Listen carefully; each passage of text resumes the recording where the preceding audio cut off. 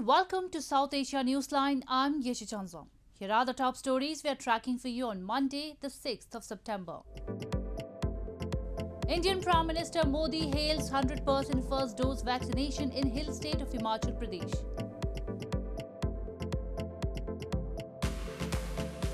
Taliban claim control of Panjshir, promise formation of government soon. And Pakistan Prime Minister Imran Khan robbed people of food and vote, says Bilawal Bhutto-Zardari. And now for all the details. Indian Prime Minister Narendra Modi on Monday lauded northern Himachal Pradesh for becoming the first state to vaccinate 100% of its eligible population with the first dose of COVID-19 vaccine and said that the state has given him an opportunity to be proud. Meanwhile, India on Monday logged 38,948 new coronavirus infections and 219 fresh fatalities, the lowest in 167 days. Indian Prime Minister Narendra Modi on Monday interacted with healthcare workers and beneficiaries of the COVID vaccination program in hill state of Himachal Pradesh through video conferencing. Himachal Pradesh is the first state in the country where every single beneficiary has received the first dose of a COVID-19 vaccine. Prime Minister Modi congratulated Himachal Pradesh for this achievement, saying that it achieved this feat by working as a team.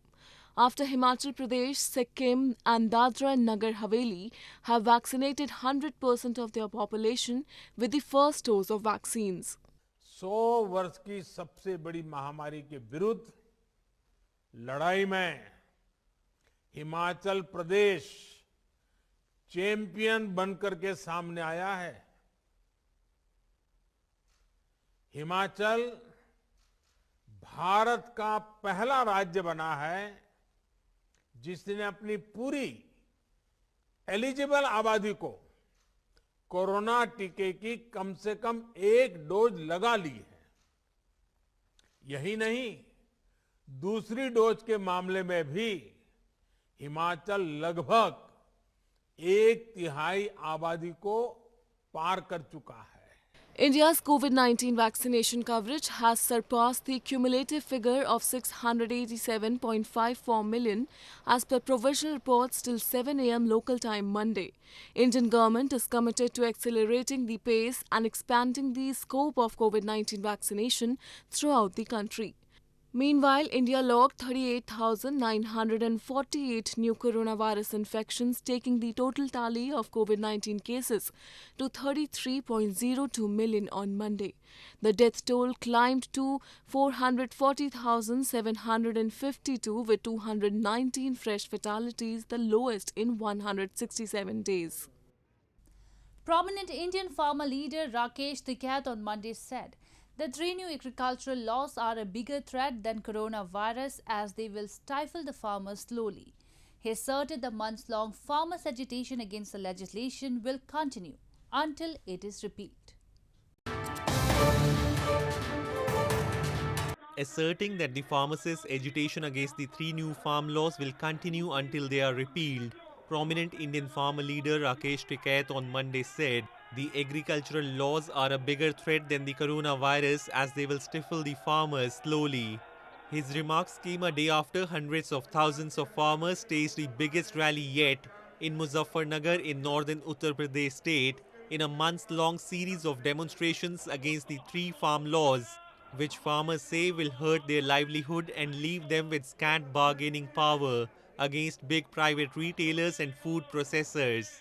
Corona एक बार मारेगा, ये तो तिल मारेंगे जो इनके कानून हैं।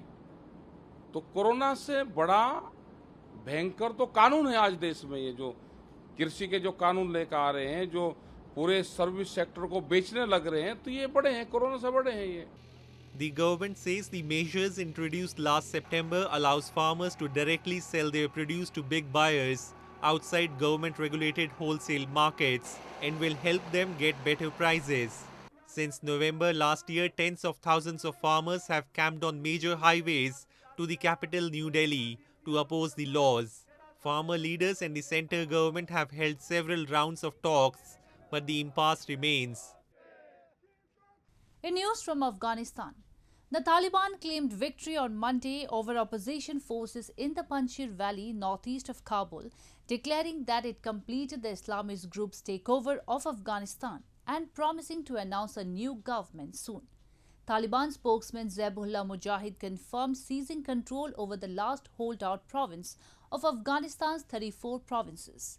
However, the opposition National Resistance Front of Afghanistan, led by Ahmad Massoud, denied the Taliban claims of seizing the valley. A Taliban video uploaded on Monday showed the insurgent group raising their flag at the Panjshir governor's office, with the holdout province being the latest and final opposition stronghold to fall to the Taliban. Earlier, Taliban in a statement on Monday announced that its forces had completely captured Afghanistan's northeastern Panjshir province. Pictures on social media showed Taliban members standing in front of the gate of the Panjshir provincial governor's compound after fighting over the weekend with the opposition forces, National Resistance Front of Afghanistan. می‌بینید که در مقر ولایت پنجشیر مجاهدین امارت اسلامی حضور دارند. همینجا قطاعات امارت اسلامی فی الحال در تصفیه مصروف هستند. ولایت پنجشیر مرکز ولایت پنجشیر در دست مجاهدین فی الحال قرار دارد. ان شاء الله که به دشمن آسیب زیاد رسیده و تلفات مجاهدین هیچ نیست. پس از 2 روز مقاومت ولایت پنجشیر در دست مجاهدین امارت اسلامی. Taliban spokesman Zabihullah Mujahid told a news conference on Monday that after capturing Panjshir, the Taliban controlled the entire country and wished for people within the nation to cooperate. Mujahid said a new Afghan government would be announced soon, but he did not specify when. The National Resistance Front of Afghanistan, led by Panjshiri leader Ahmad Massoud, denied the Taliban claims of seizing the valley. Massoud, in an audio message on his Facebook page, said the resistance forces are still present in Panjshir and continue to fight Taliban forces, while confirming the bombardment by Pakistan and Taliban in the region killed Resistance Front spokesman Fahim Dashti. He also revealed the Taliban is getting air support from the Pakistan Air Force and the spy agency ISI. This comes as Pakistan ISI Chief Lieutenant General Faiz Hamid is currently in Afghanistan to oversee the new government formation led by the Taliban. In news from Pakistan, the Tehreek-e-Taliban Pakistan has claimed responsibility for their suicide bomb attack that killed at least 4 Pakistani paramilitary soldiers in Balochistan on Sunday. A senior Pakistani official had said last week that Islamabad is worried about militant fighters from the Pakistani Taliban group crossing from Afghanistan and launching lethal attacks on its territory.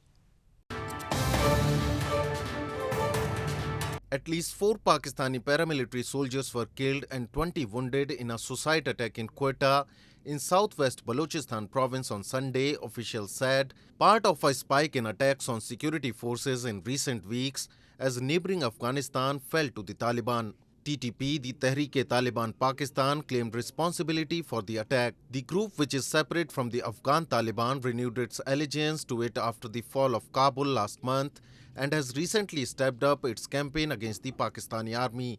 Pakistan's Prime Minister Imran Khan condemned the attack in a tweet and said he salutes sacrifices by security forces to keep the country safe from foreign-backed terrorist designs.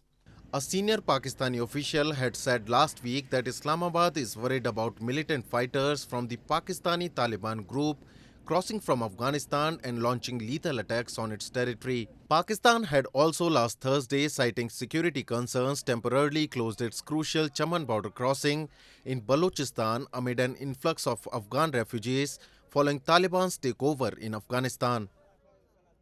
More news from Pakistan. Pakistan People's Party chairman Bilawal Bhutto-Zardari on Sunday hit out at Pakistan Prime Minister Imran Khan and blamed him of robbing the people of their money, meals and vote amid an unprecedented inflation in the country. Addressing a huge public gathering, he urged people to support and said his party will not forgive Prime Minister Khan. PPP, the Pakistan People's Party chairman Bilawal Bhutto-Zardari said on Sunday that Pakistan's Prime Minister Imran Khan has betrayed the trust of the citizens and robbed them of their money, meals and vote. adding that his party will not forgive him.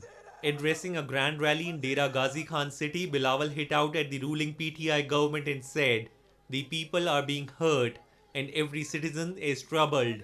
He said that the Prime Minister has left 20,000 people unemployed despite his promises of providing jobs and houses. He asserted that Khan, in the name of encroachment, will also rob the people of the roof over their heads.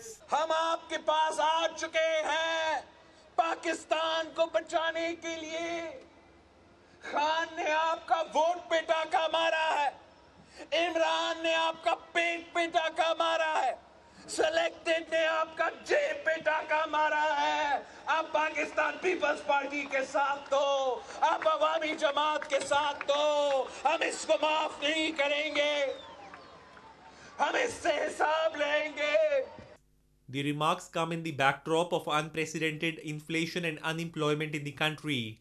Reports suggest during the weekend the multi-party opposition alliance Pakistan Democratic Movement in a meeting decided to hold around 30 rallies by the end of 2021 to pressurize PM Imran Khan-led government to resign. In news from Nepal, the Nepal government on Sunday warned citizens against carrying out any reprehensible and disgraceful actions that may hurt the dignity of the friendly nations, objecting to recent demonstrations during which effigies of Indian Prime Minister Narendra Modi were burned.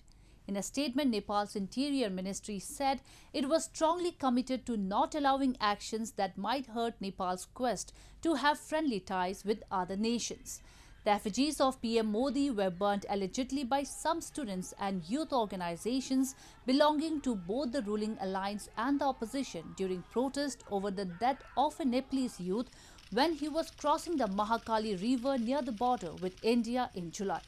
The ministry said any dispute or issues that crop up with the neighbouring country will be resolved diplomatically. With Ganesh Chathurthi festival just around the corner, artisans in India who make idols of elephant-headed Hindu Lord Ganesh said they are facing hardships amid the pandemic. They said they are not getting a good response from buyers this year due to COVID-19 restrictions, which are also bound to subdue the celebrations. With Ganesh Chathurthi just round the corner, artisans who make idols of elephant-headed Hindu Lord Ganesh in southern India are facing hardships as they are not getting good response from buyers this year amid the pandemic. Ganesh Chathurthi, a 10-day festival that starts on the 4th day of the Hindu calendar month of Bhadrapada, will start on September 10 this year. The artisans in southern Madurai city said that this year they were hoping for some good profit, but now it is becoming difficult for them to survive as people are not buying the idols amid COVID-19 restrictions that are bound to subdue the celebrations. 2020 आया, 2021 आया, अब तक अभी 7 दिन पड़ा गणपति को, वो अब तक गणपति एक भी बुक नहीं हुआ, अब तक एक मूर्ति बिक्री नहीं हुआ। मेरे को बहुत तकलीफ अभी है इधर। Similar situation is being faced by artisans in Vijayawada in southern Andhra Pradesh state. They expressed they have taken loans from moneylenders at high interest rates for making the idols this year. But due to poor business amid strict COVID-19 restrictions in the state, they are unable to sell big idols for larger gatherings. They appealed to the government to allow festival committees to install at least 2 feet to 5 feet idols adhering to the COVID-19 norms. Well, that's all we have for you from South Asia this evening. Now our viewers can watch the show on SouthAsiaNewsline.com. You can also visit us on Facebook.com/AsiaNewsline and follow us on Twitter @AsiaNewsline. That's all in tonight's edition. We will see you same time tomorrow. Good night.